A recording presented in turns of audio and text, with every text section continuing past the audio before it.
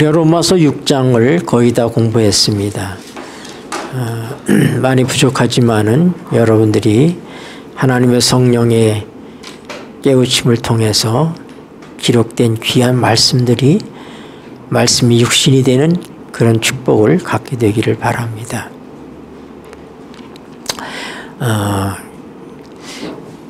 로마서 6장에서는 우리의 몸을 죄의 몸이라고 얘기해. 우리가 죄의 몸으로 태어났어요.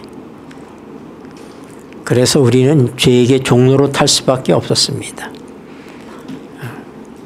죄의 몸으로 태어난 우리들을 우리 주님께서 십자가의 죽으심을 통해서 처리하시고 예수 그리스도가 부활하실 때 우리가 새 사람으로 부활하게 된 것입니다. 그래서 이제 죄의 몸에서부터 우리가 어떻게 됐어요? 죄에게 종로로 타던 상태에서부터 이제는 하나님께 대하여 산 자가 된 것입니다.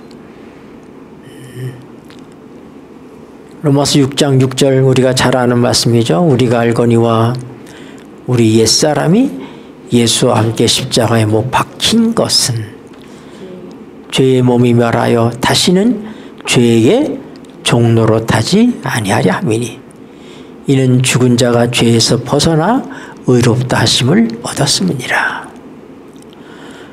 만일 그리스도께서 죽은 자 가운데서 사셨으면 우리도 또한 함께 살 줄을 믿노니 예수님이 부활을 하셨다는 것은 곧 우리에게 새로운 생명이 주어졌다 하는 얘기인 것입니다. 우린 주님과 우리가 별개의 존재로서 주님이 십자가에 죽으시고 우리는 뭐 그저 따로 있는 것이 아니라 성경은 예수님이 십자가에 죽으실 때 우리의 죄짐만 지신 것이 아니라 우리 모두를 짊어지신 것입니다. 그래서 예수님이 십자가에 죽으실 때 예수님 안에 있던 나도 같이 죽은 거예요.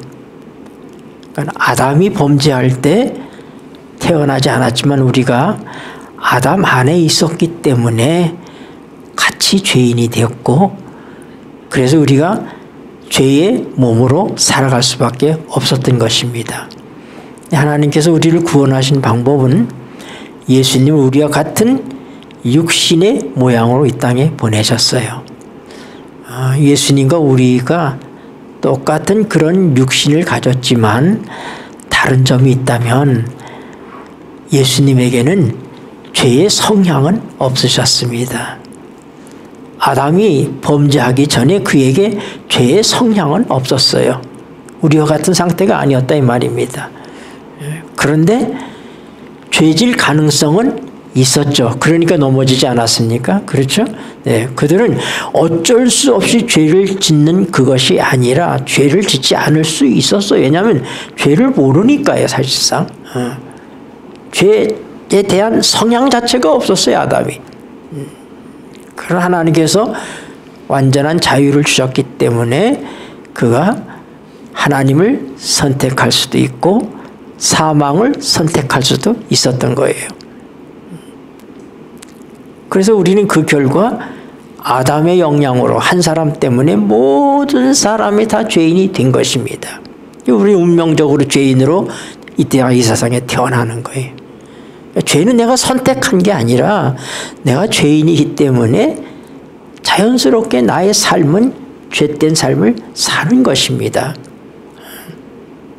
그래서 이것을 우리가 도덕적으로 이 세상에 그래도 착한 사람이 많이 있지 않습니까? 이렇게 말할지 모르는데 그러나 성경적으로 볼 때 이 세상에 태어난 사람은 하나님에게서부터 끊어진 상태로 태어나고 생명이 없는 존재로 태어나는 것입니다. 죄인이라고 하는 것은 하나님 앞에서는 비존재예요. 없는 존재입니다. 죽은 자다 이 말입니다. 그래서 우리는 산자가 되어야 되는 거예요. 어떻게 산자가 되느냐? 죽은 자의 신분에서부터 산자의 신분으로다가 우리의 삶이 바뀌어져야 되는 것입니다. 이것이 거듭남의 비결이고 그 거듭남을 위해서 예수님께서 우리 모든 죄인을 짊어지시고 십자가에 죽으실 때 우리도 같이 죽었다 이 말입니다.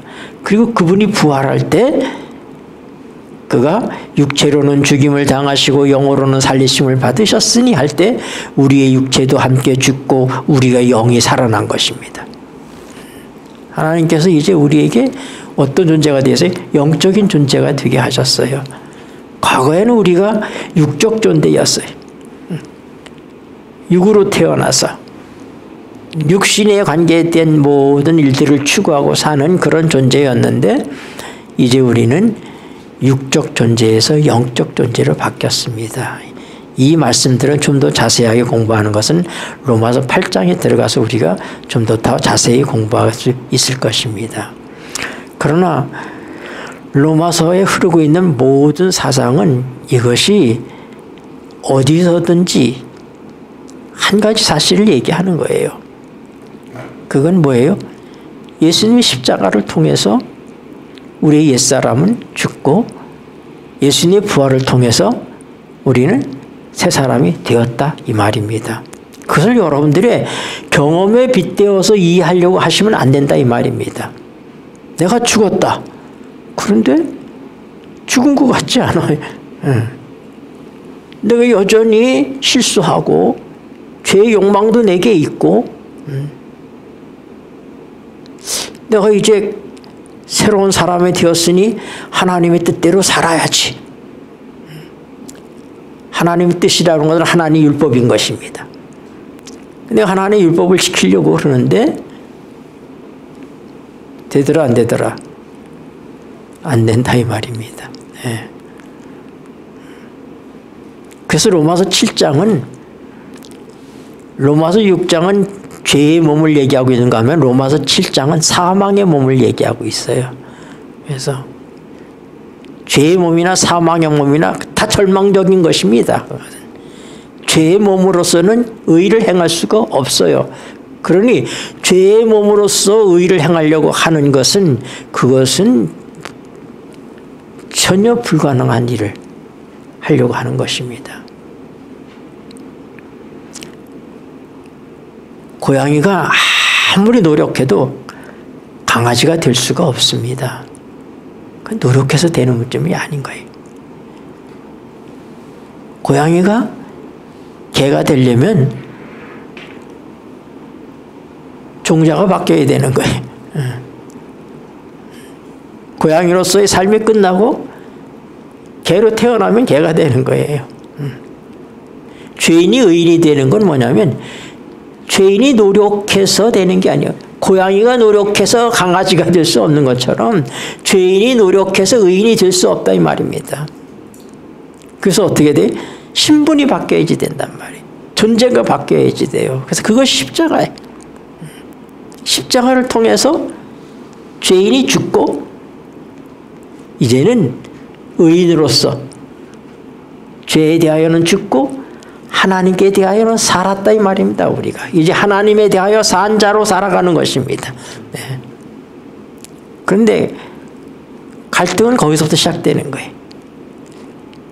야, 이제 내가 새 사람이 되었으니 하나님의 사람이 되었으니 나는 이제 하나님의 뜻대로 살 수 있겠지. 그리고 이제 내가 세상을 버리고 하나님의 뜻대로 살아야지. 많은 그리스도인들이 그렇게 생각합니다. 그런데 이게 안 된다 이 말입니다. 로마서 7장에서 사도 바울이 뭐라고 그래? 내 마음으로는 하나님의 법을 즐거워하되 내 속에 또 다른 법이 있어서 내 지체 속에 또 다른 법이 있어서 나를 어떻게 죄로 이끌고 간다 이 말이에요. 우리 속에 두 가지가 역사하고 있어요. 우리 거듭난 사람의 삶 속에서 뭐예요? 하나님의 성령이 역사하는 대로 따라가고자 하는 삶이 있는가 하면은 여전히 이 육신이 과거의 습성대로 우리가 옛사람이 하던 일을 여전히 하고 싶어 하는 그 무엇이 우리에게 있는 것입니다. 하나님의 뜻대로 산다고 하는 것은 하나님의 뜻은 율법이에요. 그래서 우리가 율법대로 산다고 하는 것입니다. 그런데 그렇게 살 수 없는 것이 우리가 갖고 있는 고민입니다. 그래서 로마서 7장에서는 율법이 무엇인지, 하나님이 왜 율법을 우리에게 주셨는지, 그리고 우리가 어떻게 이 율법으로부터 해방될 수 있는지 정말 중요한 문제들이 이 로마서 7장에서 다뤄주고 있습니다. 그래서 혹자는 얘기하기를 이 로마서 7장이 좀 잘못 들어와 있다는 거예요, 이게 편집이. 왜냐하면 로마서 5장과 6장을 통해서 우리가 완전한 구원을 경험했잖아요. 하나님의 성령을 통해서 우리에게 새로운 깨달음을 주셨습니다. 하나님을 알게 하시고 하나님께서 이루신 구속을 우리가 알게 되었습니다. 우리가 알거니와 시작하냐, 우리가 알거니와 우리 옛사람이 예수와 함께 십자가에 못 박힌 것은 죄의 몸이 멸하여 다시는 죄에게 종노릇하지 아니하미니 이는 죽은 자가 죄에서 벗어나 의롭다 하심을 얻었음이니라. 이 사실을 우리가 아는 거예요. 그의 죽으심은 죄에 대하여 단번에 죽으심이요 그의 살으심은 하나님께 대하여 살으심이니 너희도 그리스도 예수 안에서 죄에 대하여는 죽은 자요 하나님께 대하여는 산 자로 여길지어다. 하나님의 성령께서 우리에게 깨달음을 주셔서 하나님이 이루신 놀라운 이 변화, 이 놀라운 구속에 대하여 우리가 깨달음을 갖게 되었을 때, 그때 우리는 이제 그 사실을 근거로 해서 그것이 진리이기 때문에 그 진리를 어떻게 해요? 진리로서 받아들여라, 여겨라, 이 말입니다. 제가 설명한 것처럼 여긴다고 하는 말을 사도 바울은 그것을 로기조마이, 헬라어로 얘기할 때 그 뜻은 뭐냐면은 카운트한다, 셈한다, 부기한다, 이런 얘기예요. 우리가 하는 것 중에서 셈하는 것처럼 정확한 게 없어요. 사람이 그림을 잘 그리지만은 사물을 보고 똑같이 그림을 그려도 다른 것입니다. 똑같을 수 없어요. 글을 잘 쓰는 사람이 어떤 상황을 글로 잘 묘사해요. 그러나 그게 그거일 수는 없는 거예요. 그러나 산수라고 하는 것은 딱 떨어지는 거예요. 그건 비슷한 게 아니에요. 비슷하면 큰일 나, 산수라는 것은. 예. 산수는 100 더하기 100은 200이다. 300이 될 수가 없어요. 예. 그건 과거에도 그렇고 현재에도 그렇고 미래에도 그런 거예요. 그래서 이 놀라운 하나님께서 이루신 역사를 받아들이는 것은 뭐냐면 산수처럼 정확하니까, 변하지 않는, 그건 분명한 진실이니까 그렇게 너도 여겨라, 이 말입니다. 그렇게 계산해 둬라.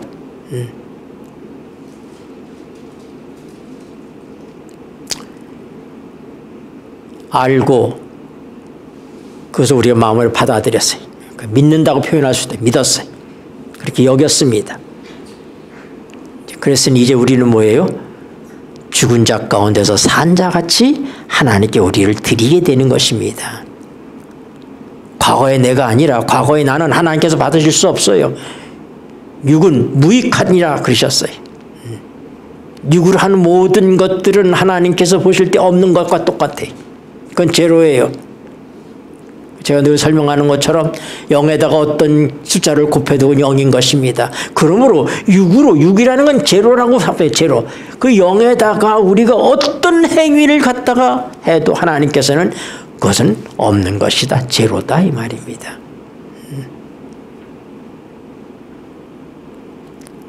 그러므로 하나님께 드릴 수 있는 것은 죽은 자 가운데서 산 자같이 하나님께 드릴 수가 있는 거예요. 새 사람이 되었을 때. 과거의 내가 아니라 예수 그리스도 안에 있는 나. 우리는 지금 예수님과 우리가 좀 동일화되어 있어요. 그래서 예수님과 함께 죽고 예수님과 함께 산 거예요. 그러니까 우리가 지금 누구 안에 있어요? 예수님 안에 있는 거예요. 예수님이 내 안에 계신 것입니다. 예수님께서 이것을 포도나무 비유로 말씀하셨어요. 나는 포도나무요 너희는 가지니 너희가 내 안에 내가 너희 안에 있으면 너희가 열매를 많이 맺을 것이요. 여러분, 나무와 가지의 관계는 별개의 존재가 아닙니다. 그렇죠? 포도나무라고 하는 것은 나무도 가지도 열매도 잎사귀도 다 포도나무에 속하는 거예요. 뿌리도 다. 그러므로 내가 어떻게 가지가 될 수 있을까? 가지가 되는 노력 자체가 필요하지 않은 거예요. 왜냐하면 예수님께서는 너는 내 포도나무 가지, 나는 포도나무고 너는 내 가지가 되어라 이렇게 말씀하신 게 아니라 나는 포도나무요 너희는 가지니 하고 말씀하셨어요. 그러니까 예수님과 우리는 이미 하나가 되어 있다 이 말입니다.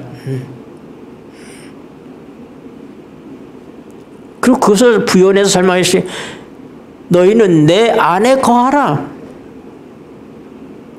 예수님 안에 거하라는 거예요.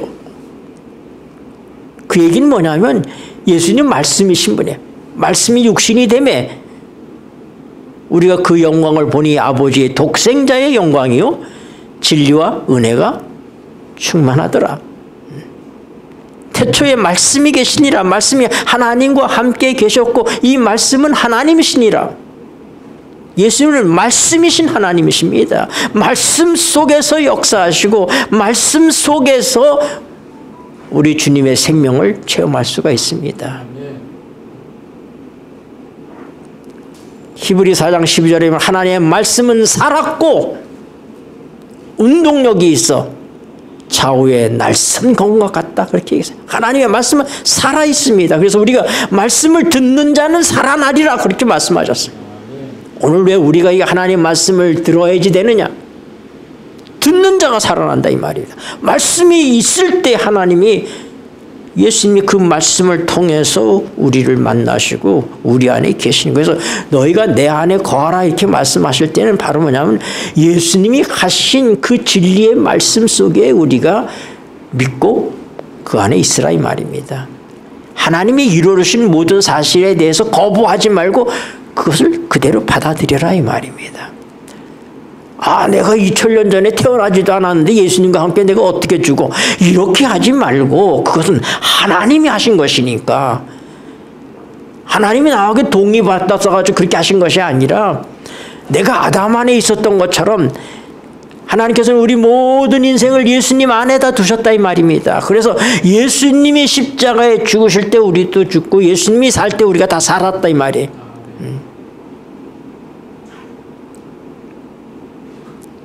그래서 예수님이 강림하실 때 예수님이 재림하실 때 이 부활을 믿은 자들이 살아나는 것입니다. 믿는 자는 살아나리라 말씀하셨잖아요. 내 음성을 들을 때가 오노니 곧 이때라. 예수님께서 예수님의 부활 때문에 여러분 아담의 범죄 때문에 착한 사람이든 착하지 않은 사람이든 예수를 믿었든 안 믿었든 다 한 번은 죽잖아요. 마찬가지로 예수님의 부활 때문에 예수를 믿었든 안 믿었든 사람들은 삽니다. 예외가 없어요. 한 번은 살게 돼 있어요. 그런데 차례가 있다. 어떤 사람은 생명의 부활로 일어나고 어떤 사람은 심판의 부활로 일어난다. 한 번은 다 살아요. 그런데 어떤 사람은 심판을 벗어나서 영원한 영생에 들어가기 위해서 영원한 하나님의 자녀로 살기 위해서 그렇게 부활하는가 하면 어떤 사람들은 그들이 예수님을 믿지 않았기 때문에 예수님이 이 모든 걸 다 은혜로 주셨는데도 그걸 거절했기 때문에 그들은 어떻게 돼요? 심판의 부활로 일어났다가 그 다음에 둘째 사망의 해를 입고 영원히 멸절하게 되는 것입니다. 하나님 말씀이 이렇게 중요한 거예요. 그래서 내 안에 거하라 이런 얘기는 하나님의 말씀 안에 거하라. 경험적으로 내가 깨달은 것이 아니라 하나님의 말씀이 그렇게 말씀하셨기 때문에 이걸 우리가 쉽게 설명 객관적 진리라고 얘기해. 객관적 진리. 성경의 진리는 객관적 진리가 우선이. 느낌으로 알려고 하지 말고 말씀 그대로 믿는 것입니다. 나는 포도나무에 너희는 가지니 그래 나는 예수님과 하나구나. 이걸 받아들이면 이걸 믿으면 너희가 내 안에 거하면 그 다음에 뭐예요? 나도 너희 안에 거하리라.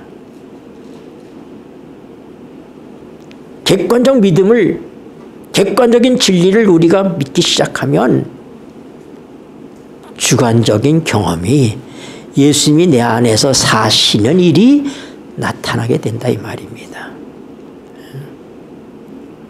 내가 예수님께서 말씀하신 이 객관적 진리들을 받아들일 때에 그때까지는 아무런 것들이 우리에게 열매로 나타나지 않아요. 근데 포도나무와 포도나무 가지가 같이 공생하는 동안에 양분을 다 빨아들이니까 나중에 어떻게 돼요?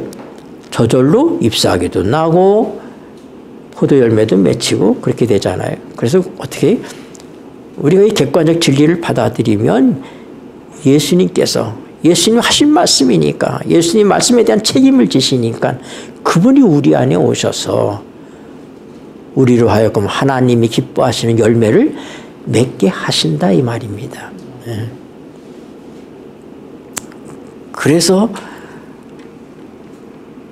죄에 대한 모든 문제도 하나님의 은혜로 예수님의 십자가를 통해서 처리하시고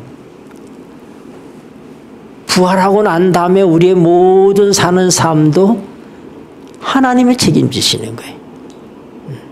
많은 사람들이 이렇게 생각해. 야, 내가 이렇게 은혜로 이렇게 구원을 받았으니 이제는 내가 하나님의 뜻대로 살아야지. 그런데 가만히 있으면 모르는데 우리가 뭘 하려고 그러면 문제가 발생을 해요.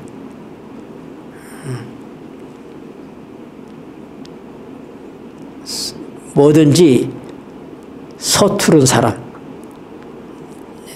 사고를 잘 치는 사람, 집에 딸내미가 있는데 여종이 식모가 있어요. 옛날에 식모 있던 시대이잖아요. 식모가 아주 접시를 잘 닦고 다 설거지를 하는데 학교 다니는 딸이 엄마 오늘은 내가 설거지 해볼게. 안 하면 사고를 안 치는데 이게 하면은 꼭 접시를 깨뜨리고 사고를 친다 이 말이에요. 그러니까 가만히 있을 때는 모르겠는데 뭔가 행동을 하기 시작하면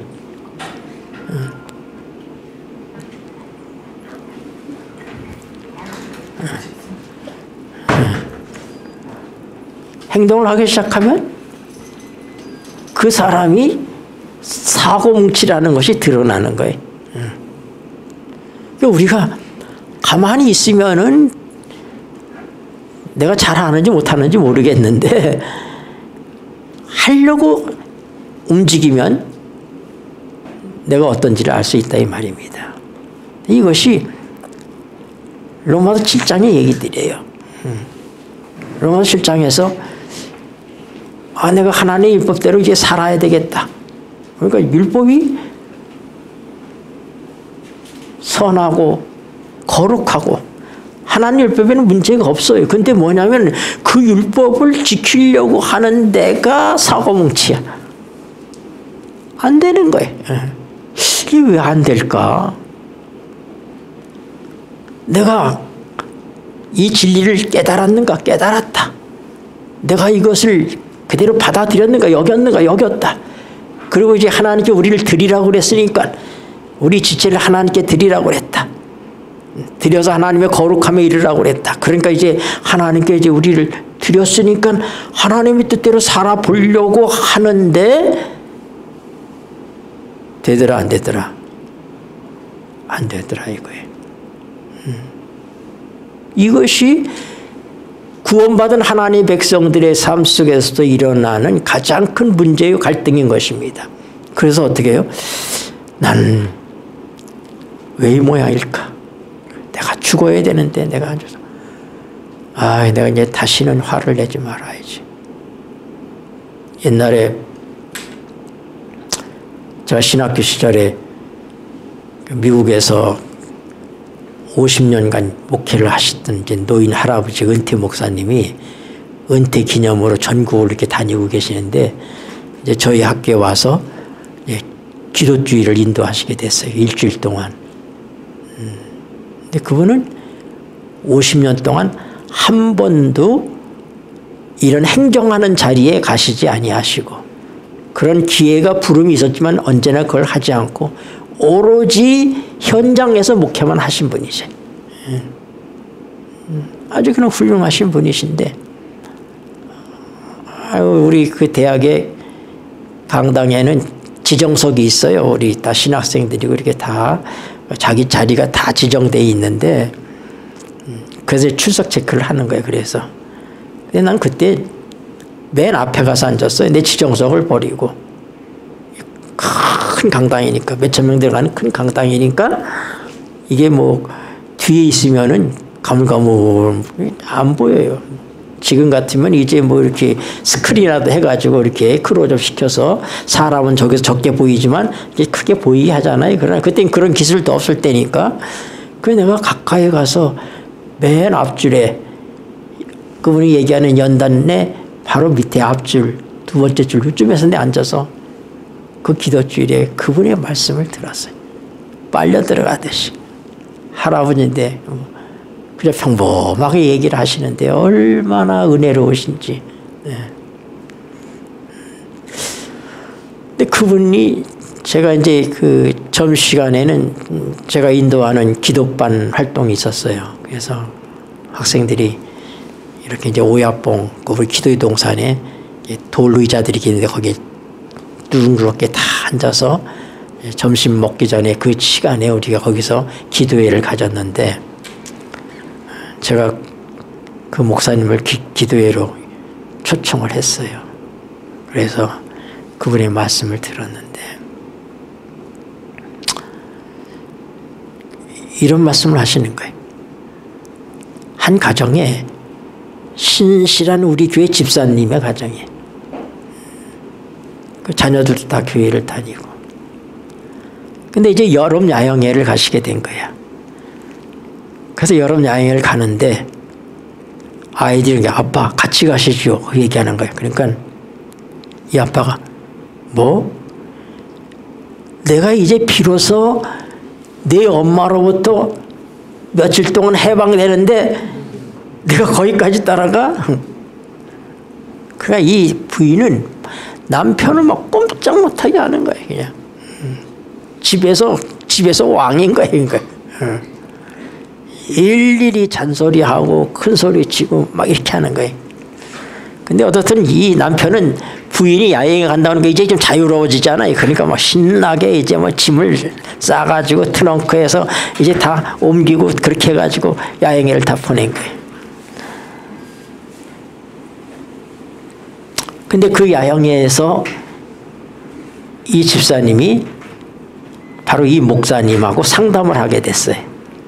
목사님, 저는 참 성질이 못됐습니다. 화가 나면 참을 수가 없어요. 그럼 제가 입으로 꼭 뱉지 않고는 견딜 수가 없습니다. 제가 제 남편에 대해서 늘 그런 식으로 했습니다. 그 남편이 이 야영을 그래서 안 따라오는 겁니다. 그렇게 얘기하니까 이 목사님이 뭐라 하냐면은 집사님이 실패하는 바로 그때가 성공하는 때야. 그러니까 정말로 뭔가 야단을 치고 큰 소리를 치고 소리를 지르고 싶을 바로 그때 잠깐 하나님을 의지하는 습관을 가져봐봐. 그리고 그걸 참으면 성공하는 거야. 이제 야영회가 끝나고 집으로 와니까 이제 남편이 또 가서 차로 다 데리고 와서 그 다음에 그 트렁크들을 이제 옮기는 거예요. 그래서 그걸 2층으로 이제 옮기는데 1층에 멋있는 샨델라가 이렇게 아주 비싼 부인이 아주 좋아하는 샨델라가 딱 있는데 그 트렁크를 이렇게 어깨에 메고 가는 게 크게 걸려버린 거야. 걸려가지고 그것도 뭘 하는 거니까 와장창 하고 떨어진 거야. 그 비싼 샨달레가 그 부인이 아주 아끼는 건데 부인이 먼저 이렇게 2층 계단 이렇게 올라가다가 그걸 보고 뒤를 딱 돌아보는 거예요. 근데 얼굴이 그냥 분노에 한 얼굴이야. 이제 야파 하고 소리를 쳐야지 될 그 상황인데 그때 그 목사님의 말씀이 생각이 난 거야. 이때가 바로 성공의 순간이다. 실패할 수 있는 바로 순간이 그 성공의 순간이다. 그가 마음을 가라앉히고 잠시 기도를 하고 여보 괜찮아? 다치지 않았어?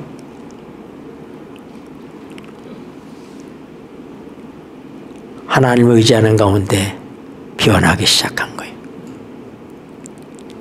그리고 3, 4년이 지나서 어느 집회에서 그 집사님을 만났는데 그 집사님이 얼굴이 변해져 있어요. 그리고는 누군가를 데리고 와서 인사를 시키는 거예요. 목사님, 제 남편이에요.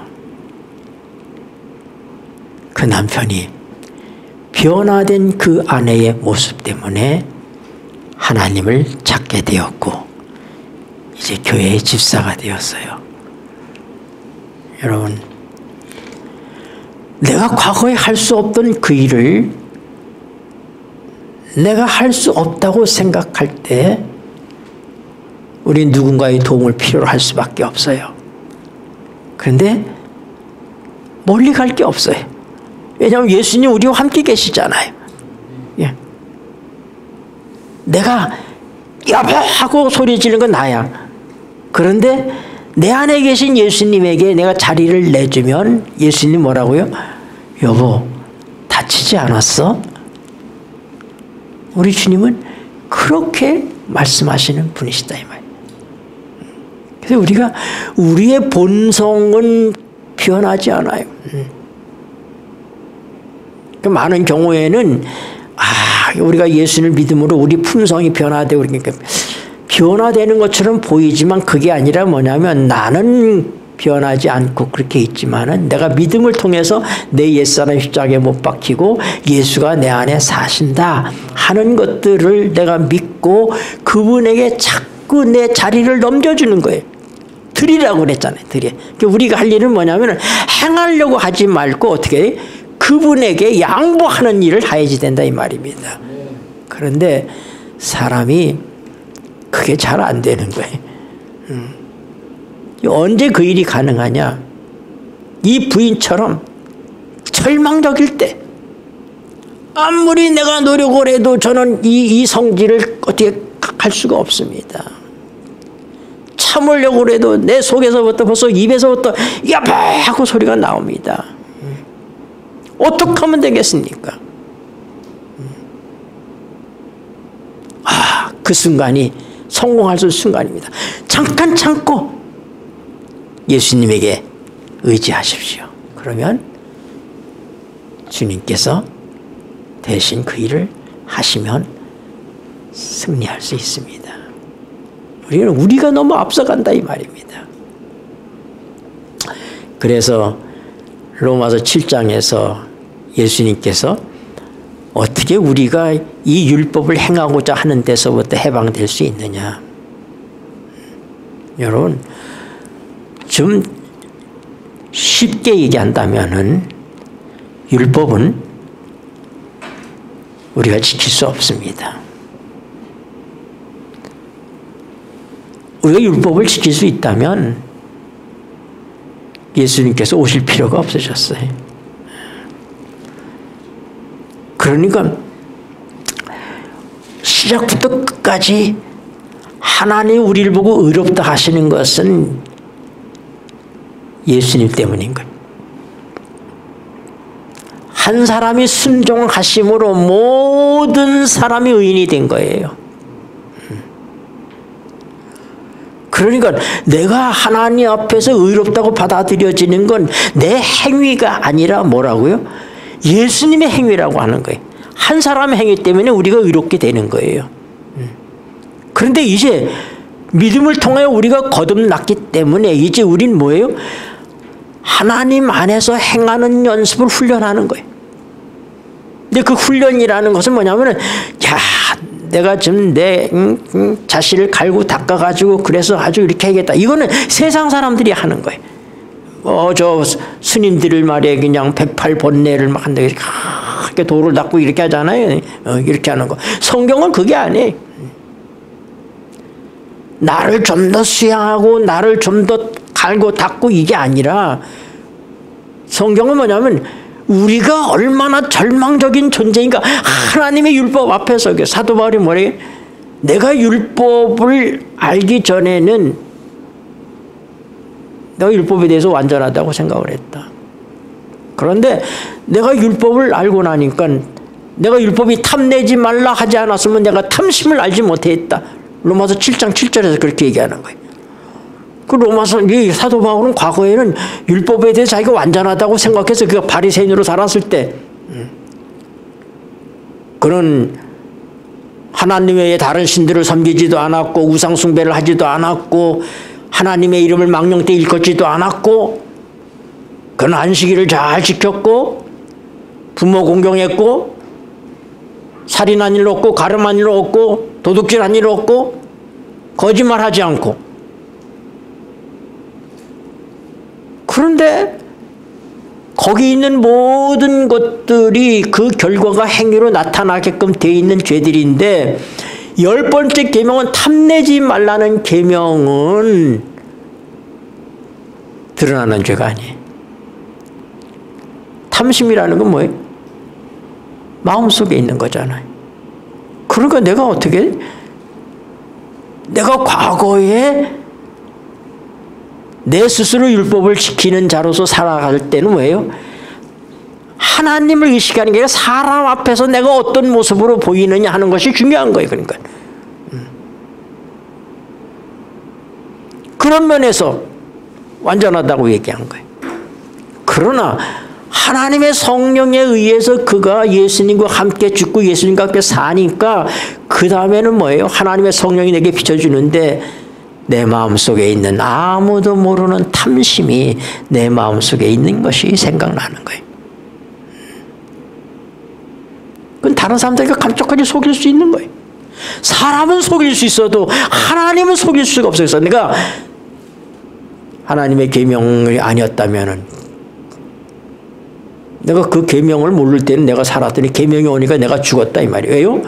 하나님의 계명이 정말로 내게 하나님의 성령을 통해서 하나님의 계명을 내가 딱 보니까 나는 죽은 존재예요. 계명 앞에서 나는 아무것도 할 수 없는 존재예요. 내 마음속에 밀려 들어오는 그 마음의 생각들 시시때때로 내게 찾아오는 것들 어떻게 해볼 수가 없는 거예요. 그래서 그는 내가 깨달았다.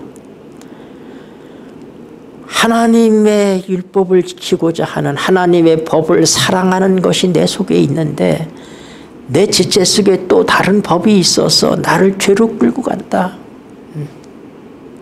그리고 언제나 그 죄가 나를 이기는 거예요. 그래서 그는 뭐라고 했냐면은 오라 나는 곤고한 사람이로다. 누가 나를 이 사망의 몸에서 건져내랴. 사도 바울은 그동안에는 내가 할 수 있다고 생각을 하면서 내가 기도를 적게 해서 그런가 봐. 그 기도를 열심히 해요. 그래도 안 되는 거예요. 내가 성경을 좀 더 열심히 읽으면 될까? 성경을 열심히 읽어봐요. 새해가 됐으니까 내가 정말 결심하고 내 마음을 새롭게 다지고 내 결심이 부족해서 그런가 봐 하고 해봐도 안 되는 거예요.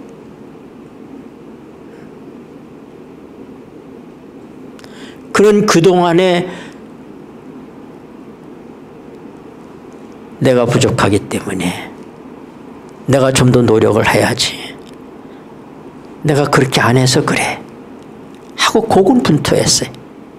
그런데 드디어 이 사도 바울이 깨달은 게 뭐냐면은 오라 나는 곤고한 사람이로다. 누가 나를 이 사망의 몸에서 건져내랴.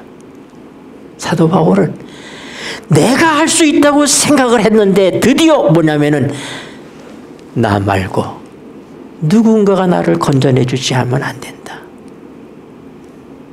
이게 위대한 발견인 것입니다. 내가 이제 구원받았으니 내가 하나님의 율법을 지킬 수 있을 것이라고 생각하고 또 노력하고 다짐하고 여러 가지를 시도하고 몸부림쳤지만은 결국은 뭐냐면 율법을 지키는 일에 있어서는 내 노력이 아니라 내 결심이 아니라 나의 어땀이 아니라 누가 나를 건져내랴. 나 대신에 누군가가 율법을 행해주지 않으면은 길이 없다. 나는 안 된다. 나는 하나님의 율법 앞에서 어떤 존재냐? 죽은 존재와 같다.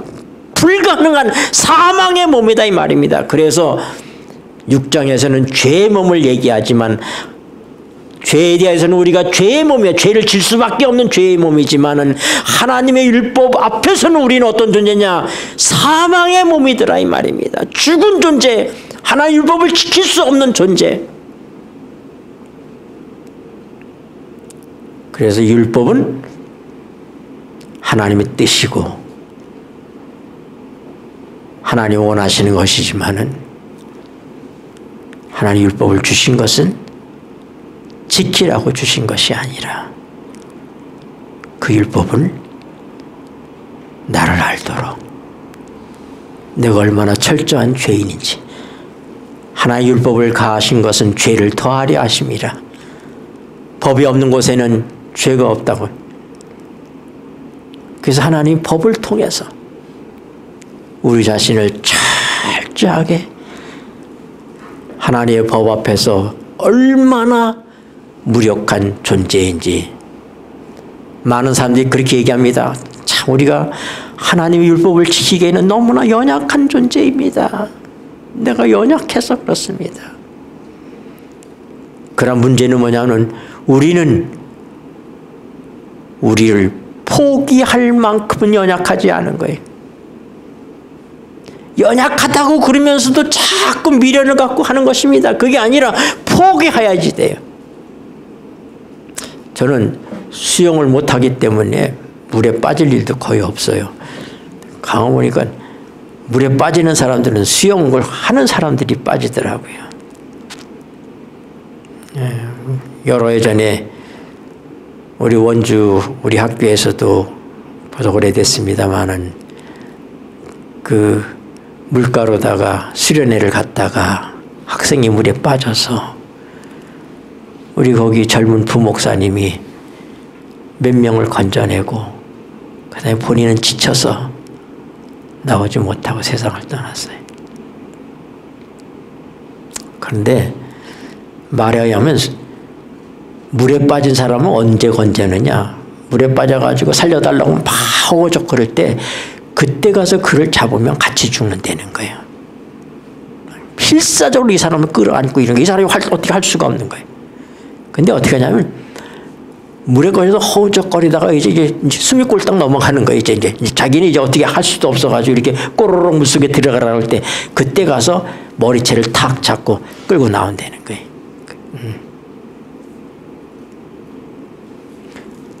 내가 포기해야. 그래서 오라 나는 곤고한 사람이로다. 누가 나를 이 사망의 몸에서 이 절망적 상태에서부터 나를 구원할 수 있으리 할 때 뭐래? 그 다음 성경절이 하나님께 감사하리로다. 왜요? 율법을 완전케 하신 분이 하나님이시잖아요. 율법을 완전케 하신 분이 예수님이시잖아요. 내가 지켜보려고 그렇게 노력했던 그 율법이 내가 아니라 하나님께서 하신다 이 말이에요. 하나님께서만 하실 수 있는 것이다. 그래서 뭐라고 그래? 나는 사망의 몸입니다. 제가 어릴 때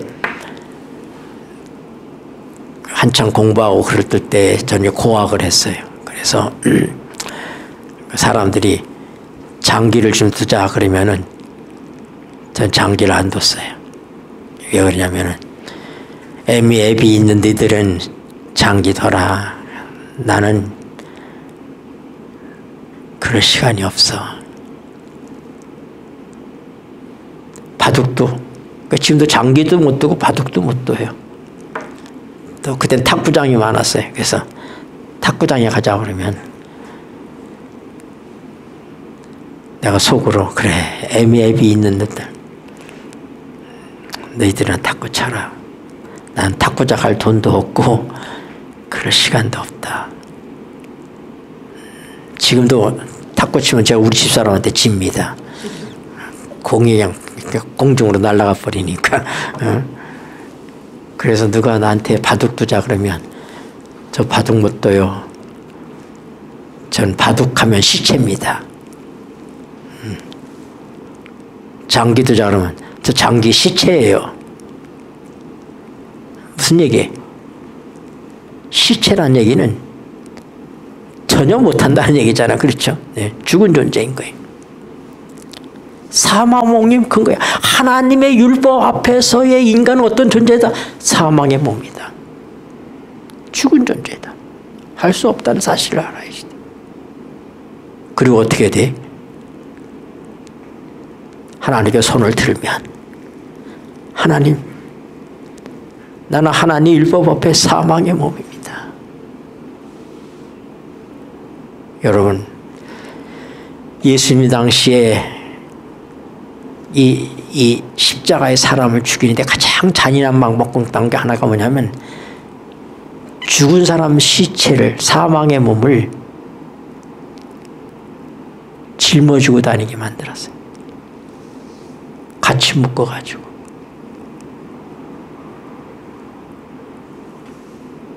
생각해봐봐요. 내가 어디 가든지 그 사망의 몸이 날 따라오는 거예요. 난 같이 묶여있는 거예요. 얼마나 잔인합니까? 그래서 그것이 부패되면 같이 나도 거기에 따라서 부패해서 죽게 만드는 거예요. 우리가 하나님 율법 앞에서는 이런 끔찍한 사망의 몸을 가지고 있다 이 말이에요. 어떻게 해볼 수는 하나님의 율법을 어떻게 해볼 수는. 근데 아직도 우리는 뭐냐면 그래도 나는 좀 저런 사람들보다는 좀 나아. 나는 그래도 좀 웬만큼 할 수 있어. 이것이 오늘 그리스도인들의 문제예요. 내가 좀 할 수 있다 하는 것은 그건 바로 뭐냐면 내가 내 육으로 한다고 하는 거예요. 성경은 참 하나님의 율법을 행함에 있어서 우리는 전혀 무가치하다. 사망의 존재다. 그래서 이 해방 방법을 로마서 7장을 시작하면서 사도 바울이 이렇게 설명을 해요. 남편이 둘이 있고 아내가 하나예요. 근데 한 사람한테까지 결혼을 못해요. 한 여자가 두 남자하고 결혼할 수는 없잖아요. 근데 한 남자가 아주 핸섬하고 젠틀하고 멋있고 완벽하고 흠이 없어요. 내 이상형이다 하고 결혼을 했는데 문제는 뭐냐면 남편에게 문제가 있는 게 아니라 나한테 문제가 있어요. 나는 완벽하지 않아요. 남편은 모든 것들이 완벽한데 함께 사는 나는 제멋대로 살았어요. 제가 결혼해서 집사람한테 맨날 혼난 게 뭐냐면 나는 혼자 살으니까 옷이 있으면 있는 대로 다 꺼내놓고 입어요. 그냥. 근데 우리 집사람은 이거 입다가 빨고 이거 입다 빨고 그래가지고 왜 이것저것 다 후질러 놓느냐는 거야. 제가 결혼 생활을 통해서 많은 걸 배웠어요. 근데 이 사람은 도저히 남편을 맞출 수가 없어. 여보 오늘 친구들이 지금 집에 오는데 청소 좀 잘 해놔요. 그렇게 하면 알았어요. 아침부터 총체로다가 다 깨끗이 청소하는데 저녁 일찍 들어가지고 남편이 점검을 하는 거예요. 여보 청소 잘했어요? 네 열심히 했습니다. 그럼 어떻게 되게 창 밑에 가가지고 이렇게 해서 먼지를 구석기 하는 거예요. 여러분 그런 남편하고 살면 행복할까요? 안 행복할까요? 숨이 터질 것 같아요. 땡 하면 출근하고 땡 하면 퇴근하고 응? 지금 뭔가 흠을 잡아서 얘기하고 싶은데 흠이 하나도 없어요. 응. 근데 가만히 생각하니까 내가 이 남편으로부터 벗어날 수 있는 길은 바로 뭐냐? 남편이 죽으면 되는 거예요. 왜냐하면 남편이 죽기 전에 내가 그 남편을 버리고 가면 음부다 이 말이. 그러니까 남편이 죽으면 그 남편의 법에서부터 내가 해방될 수 있는 거야. 근데 이 남편이 죽지도 않아요. 건강해. 암에도 안 걸려. 얼마나 철저하게 건강하냐. 천지가 없어지기 전에는 안 죽는 그런 율법이에요. 율법. 우리가 누구하고 결혼해서 율법하고 율법이 죄 아니잖아요. 율법은 완전하잖아요. 근데 그 율법에 맞춰서 살아야 되는 내가 불행한 거예요. 그런데 또 다른 남편이 하나 나타났는데 더 멋있고 더 완전하고 더 훌륭한데 그 남편은 시키는 게 아니라 자기가 해. 그냥 자기가 척척척 다 해줘. 누구한테 시집 가야 돼? 첫 번째, 두 번째. 당연히 두 번째한테 가야죠. 근데 뭐예요? 내가 이미 시집을 갔다는 데 문제가 있는 거예요. 남편이 있는 거예요. 이 남편 죽지도 않아. 그래서 로마서 7장 4절에 보면은 남편이 안 주니까 내가 죽는 거예요. 남편이 안 죽고 누가 죽어요? 내가. 부르다가 내가 죽을 이름이요. 남편이 안 죽고 율법이 안 죽으니까 내가 예수 그리스도의 몸에 합해서 내가 죽음을 통하여 율법으로부터 해방된 거예요. 그래서 어떻게 돼? 새로 예수님과 함께 부활한 내가 이제 하나님께 대하여 열매를 맺기 위해서 예수님과 결혼하는 얘기. 이게 율법으로부터 해방이에요. 그래서 예수님과 함께 사니까 율법은 누가 지켜요? 예수님이 지켜요. 돈은 누가 벌어요? 남편이 벌어요. 쓰긴 내가 쓰잖아요. 그렇죠? 아기를 낳으면 큰애는 당신 아들, 작은 딸은 내 딸. 이런 사람 있어요? 둘이 돈 벌어도 집에 산 다음에 거실에다 가운데 금을 긋고 자 여기까지는 내 거, 여기까지 당신 거. 이런 사람 없잖아요. 부부는 같은 거예요.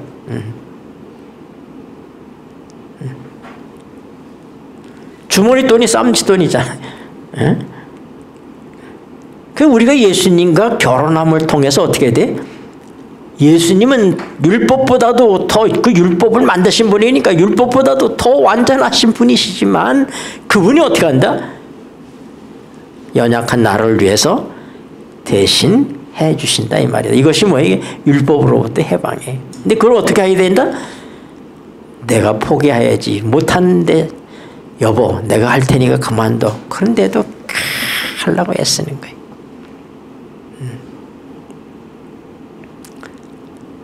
제가 어릴 때는 지게짐짓 할 때 지게. 근데 가끔가다 무슨 얘기를 하냐면은 거기다 그냥 쌀을 이렇게 몇 가마 실어 이렇게 하고는 이제 지는데 어떤 사람은 쌀을 2가마니를 질 수 있는 사람이 있어요. 그런 160kg잖아요. 근데 어떤 사람은 1가마밖에 못 지는 사람이 있어요. 근데 3가마를 지는 사람이 있어. 그러면 2가마 짓는 사람이 도전을 하는 거야. 그래가지고 지게를 이렇게 딱 밀어보면 그게 알거든요. 이렇게 지게를 작대기를 쥐고 일어나려고 무릎 꿇고 일어나려고 아무래도 못 일어나. 결국 누구한테요? 3가마를 질 수 있는 사람한테 딱 넘기면 그 사람에게 번쩍 일어나 진다 이 말이. 나는 할 수 없어요. 내가 할 수 없다는 사실을 인정하고 나와 함께 사시는 예수님에게 내 자리를 내어주면 그분이 내 대신 이 모든 일을 하신다 이 말입니다. 이 일이 어떻게 구체적으로 우리 실생활에 그게 일어날 수 있는지가 로마서 8장의 얘기예요. 네, 기도하시겠습니다. 고마우신 하늘아버지, 율법으로부터 우리를 해방하신 놀라운 주님의 은총과 도우심을 인하여 감사를 드립니다. 우리는 우리 스스로 하려고 할 때 실패할 수밖에 없고 할 것 같지만 할 수 없다는 사실을 빨리 알게 하시고 속히 포기하게 하시고 우리 안에 계신 예수님에게 우리의 자리를 내어드려서 그분이 우리 대신 이 일을 하는 것을 보게 하여 주시옵소서. 너희 안에서 행하시는 이는 하나님이시니 주께서 이렇게 말씀하셨습니다. 주님 오늘도 우리 안에서 우리 대신 행하여 주시옵소서. 이제는 예수 그리스도의 은혜와 우리 아버지 하나님의 다음이 없는 사랑과 성령 하나님의 교통하심이 한 주일을 살아갈 주의 사랑하는 자녀들의 삶 속에 영원한 능력으로 함께할지어다. 아멘. 하늘에 계신 우리 아버지시여, 이름이 거룩히 여김을 받으시오며 나라에 임하옵시며 뜻이 하늘에서 이룬 것 같이 땅에서도 이루어지이다. 오늘날 우리에게 일용할 양식을 주옵시고 우리가 우리에게 죄 지은 자를 사하여 준 것 같이 우리의 죄를 사하여 주옵시고 우리를 시험에 들게 하지 마옵시며 다만 악에서 구하옵소서. 나라와 권세와 영광이 아버지께 영원히 싸움나이다. 아멘.